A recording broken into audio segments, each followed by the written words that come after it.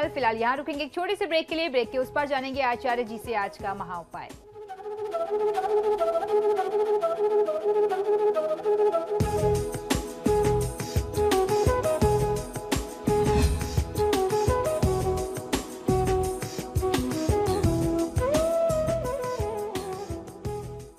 और ब्रेक के बाद एक बार फिर से आपका स्वागत है। चलिए अब आचार्य जी से जान लेते हैं आज का महाउपाय। जी, आज का महाउपाय बहुत ही विशेष है। हमारे बहुत सारे दर्शकों के मेल मुझे प्राप्त हुए। उन्होंने ये प्रश्न किया कि हम कहीं मंदिरों में जाते हैं या अगर अपने घर में भी पूजा अनुष्ठान करते हैं तो चरणामृत हमें दिया जाता है। चरणामृत पान करने का महात्मा क्या है, हमें इसके संबंधित कोई जानकारी दीजिए। आपने अक्सर देखा होगा कि जब हम कभी कहीं मंदिर जाते हैं तो मंदिर के जो आचार्य जी होते हैं या पंडित जी जो होते हैं वह भगवान के चरणों से उठा करके चरणामृत हमें देते हैं। क्या कभी आपने यह जानने की कोशिश की कि चरणामृत का महात्मा क्या होता है? शास्त्रों में कहा गया है कि अकाल मृत्युहरणम सर्व व्याधि विनाशनम विष्णु पादोतकम पित्वा पुनर्जन्म न विद्यते, अर्थात भगवान विष्णु के चरणों का अमृत रूपी अमृत समान जल समस्त पापों और व्याधियों का, बीमारियों का, रोगों का शमन करने वाला होता है तथा औषधि के समान माना गया है। और इसको पान करने से जो व्यक्ति चरणामृत पीता है उसे पुनर्जन्म नहीं लेना पड़ता, उसे इस जन्म मृत्यु के बंधन से मुक्त हो जाता है वह व्यक्ति। जल तब तक जल ही रहता है जब तक भगवान के चरणों से नहीं लगता। जैसे ही भगवान के चरणों से लगा तो अमृत रूपी हो गया और चरणामृत बन गया। जब भगवान का वामन अवतार हुआ था और वे राजा बलि के यज्ञशाला में दान लेने गए थे तब उन्होंने तीनों पग में तीनों लोक नाप लिए थे। जब उन्होंने पहले पग को नीचे रखा और नीचे लोक को नापने के लिए उन्होंने अपने चरण रखे और उसके बाद दूसरे पग में उन्होंने ऊपर के लोक यानी स्वर्ग लोक को नापने लगे, तो जैसे ही ब्रह्मा लोक में उनका चरण गया, चरण वहां ब्रह्मलोक में स्वर्ग लोक में पड़ा, ब्रह्मा जी ने अपने कमंडल से जल लेकर के भगवान के चरण धोए और फिर चरणामृत को वापस अपने कमंडल में रख लिया। वही चरणामृत जो है वह गंगा जी बन गई, जो आज भी सारी दुनिया के पापों को धोती हैं।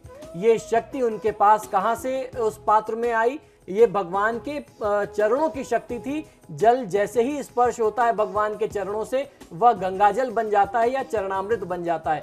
जिस पर ब्रह्मा जी ने साधारण सा जल अर्पित किया और चरणों का स्पर्श होते ही वह जल जो है वह गंगा जी बन गई। जब हम अपने बांके बिहारी जी की आरती गाते हैं तो कहते हैं कि चरणों से निकली गंगा प्यारी जिसने सारी दुनिया तारी। धर्म में इसे बहुत ही पवित्र माना गया है तथा मस्तक से लगाने के बाद इसका सेवन किया जाता है। इसीलिए जब भी आपको चरणामृत मिले सबसे पहले आप हाथों में लीजिए, उसके बाद मस्तक में लगाइए और फिर उसका पान करिए। चरणामृत का सेवन करना अमृत के पान के समान बताया गया है हमारे धर्मशास्त्रों में। ऐसा कहते हैं कि भगवान श्री राम के चरण धोकर के उसे चरणामृत के रूप में स्वीकार कर केवट न केवल स्वयं भव बाधा से पार हो गया बल्कि उसने अपने पूर्वजों को भी तार दिया। चरणामृत का महत्व सिर्फ धार्मिक ही नहीं चिकित्सकीय भी है।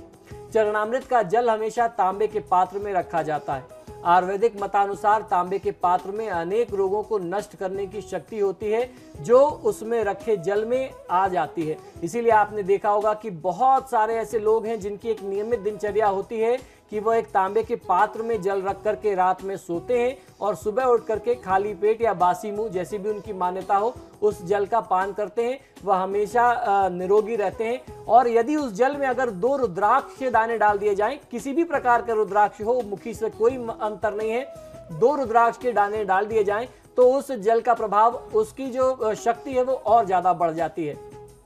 उस जल का सेवन करने से शरीर में रोग से लड़ने की जो क्षमता होती है, रोग प्रतिरोधक क्षमता जो होती है वो और ज्यादा बढ़ जाती है तथा आप रोगी नहीं हो पाते, आप हमेशा स्वस्थ रहते हैं।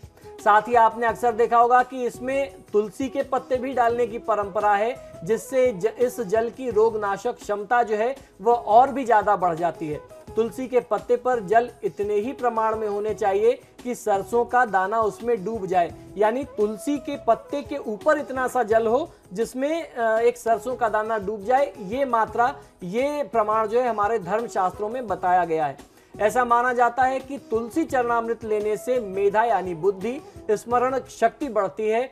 इसलिए यह मान्यता है कि भगवान का चरणामृत औषधि के समान है, अमृत के समान है।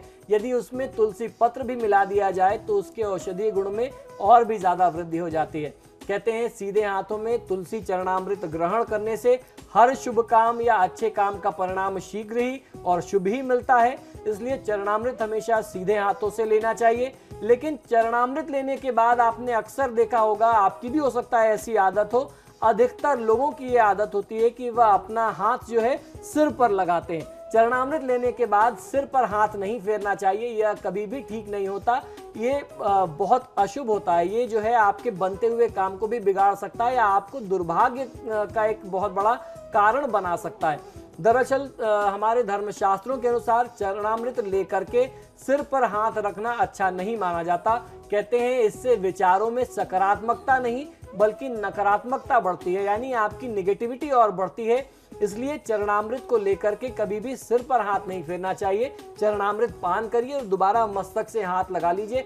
ईश्वर से प्रार्थना करिए कि आपका प्रसाद लिया है, आप हमें सद्बुद्धि दें और विकास के मार्ग पर हमें आगे बढ़ाएं। ऐसी ही प्रार्थना के साथ चरणामृत पान करते रहिए। अपने जीवन को, अपने शरीर को स्वस्थ और निरोगी बनाए रखिए। तो ये था आज का महा उपाय। इसी के साथ ही हमारे आज के कार्यक्रम में फिलहाल इतना ही। बहुत बहुत शुक्रिया आपका आचार्य जी हमारे स्टूडियो में आने के लिए। तो आपके सितारे में फिलहाल इतना ही। वक्त तो चला एक छोटे से ब्रेक का। ब्रेक के उस पार भी समाचार प्रेस पर खबरों का सिलसिला लगातार जारी है।